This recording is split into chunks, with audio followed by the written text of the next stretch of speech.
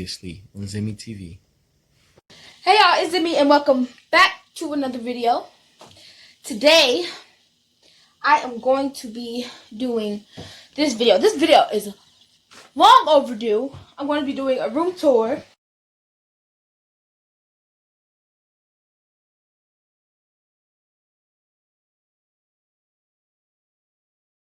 Hey shorty, bad with the sketches on. Walking in the bank like honey and home. Trying to quarantine, she won't leave me alone. Light up, sketches. Light up, my vibe. Hey y'all, it's ZIMMY. Welcome back to another episode. Today, we are in a new location, guys. I couldn't be back there where I was recording before because it's getting cold for one, and for two, it just like the background just wasn't it for me. So gotta have a little bit going on in the back. So this is my new location where I'll be recording my reactions from now on. But today I'm going to be reacting to TikTok story times. I always watch TikTok story times and it just be interesting to me. So why not react to another video? So yeah, before we get into this video, you already know. Make sure you like, comment. If you like, you can subscribe. I mean, if you want to. Yeah, but let's Extremely toxic best friend story time. So when I was in 8th grade, there was this boy. And this boy would go around telling almost every girl that he liked her. And I was one of those girls. And he would do stuff with all of us. And there were like 11 of us. So we all hated each other. Especially this one girl, and we're gonna call her Abby. And every time we saw each other, we would be super mean to each other. Well, a year passed, we stopped talking to this kid, and I bumped into her at homecoming and basically apologized. So after that, we became best friends. And everything was good until every time I told her about a guy, she would start talking to them. Like this one boy that I was Snapchatting and talking to, she accidentally sent nudes to him and said, "Oh, sorry, I meant to send them to my boyfriend." So then she called one of my other best friends and said, "No, it actually wasn't an accident." And of course he told me because he was my best friend. So I was like, whatever, and stopped talking to the boy. And she did it again, like for part 2. Extremely toxic best friend part 2. So pretty much her excuse for that was, oh, well, he said that he was gonna leak my nudes if I didn't send him them again. Which was a lie because literally half the school already had her nudes. So then I started talking to this other boy. And he lived like right down the street from her. So she was like, if you want to go to his house, you can. And I was like, are you sure? And she said, yeah, just go tell my mom. And I was like, oh, okay. So I went and told her mom where I was going and went over his house. So I walked back to her house and she literally locked me out. Like her mom had to come open the door for me to let me in. And she was like, oh, it's a good thing you came back when you did. Because I was going to drive you home now and tell your dad everything that you did.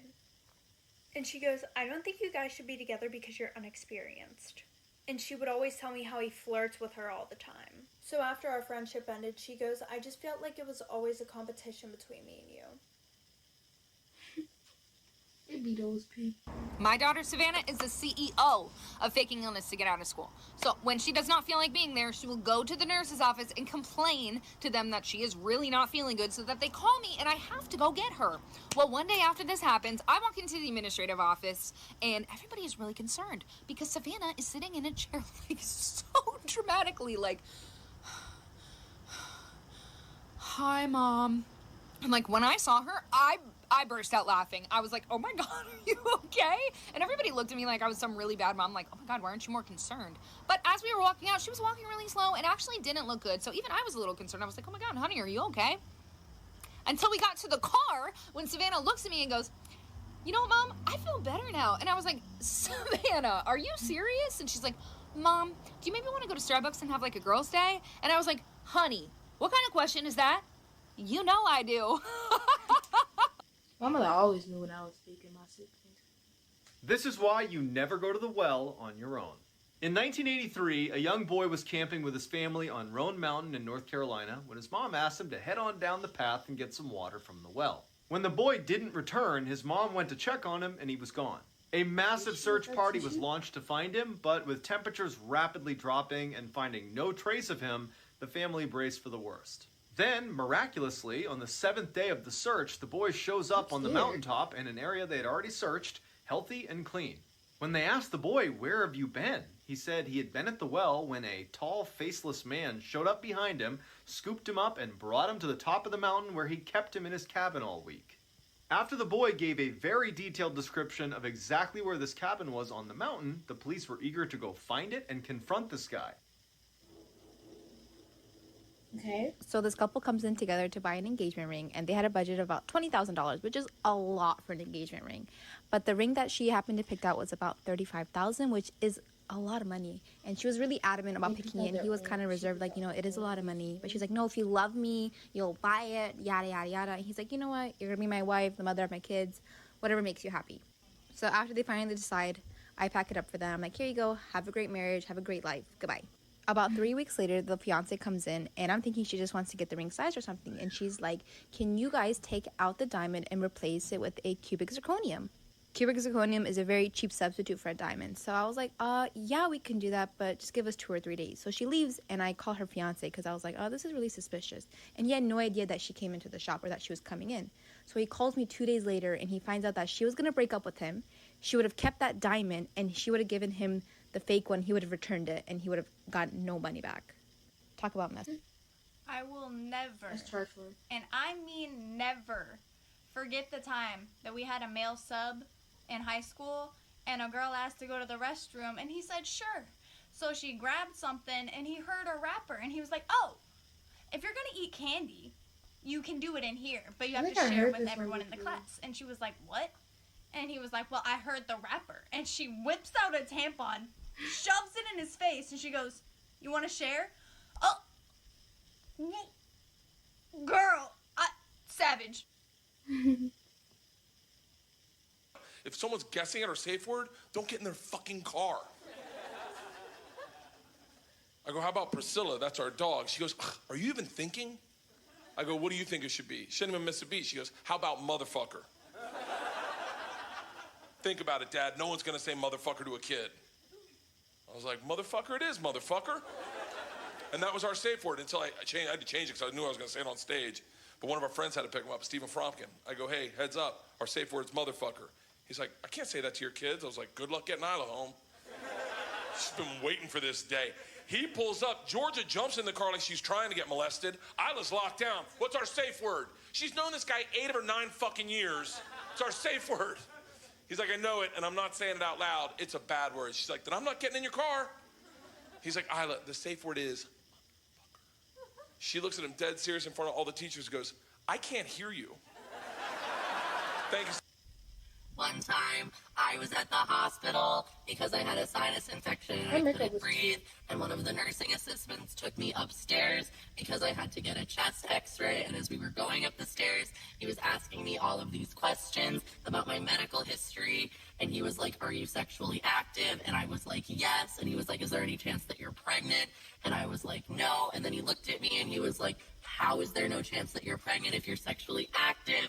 And then I looked at him, and then he looked at me, and then I kept looking at him, but he didn't say anything. So I was like, I am a lesbian. And then he paused, and he was like, sorry, you didn't look like a lesbian to me. And I was like, dude, what does a lesbian look like to you? And he said, Ellen DeGeneres.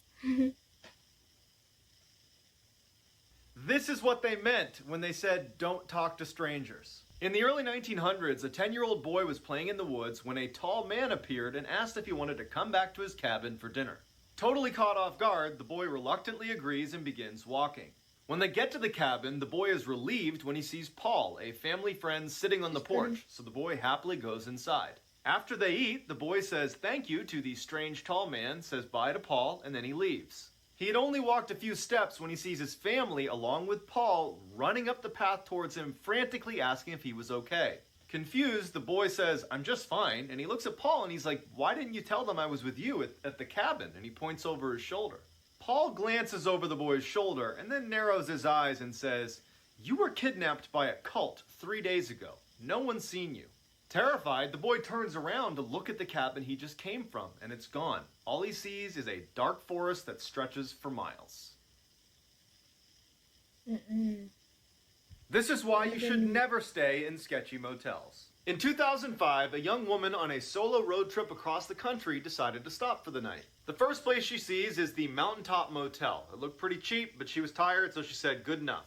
The check-in guy eyed her up and down very uncomfortably and then asked her if she was traveling alone.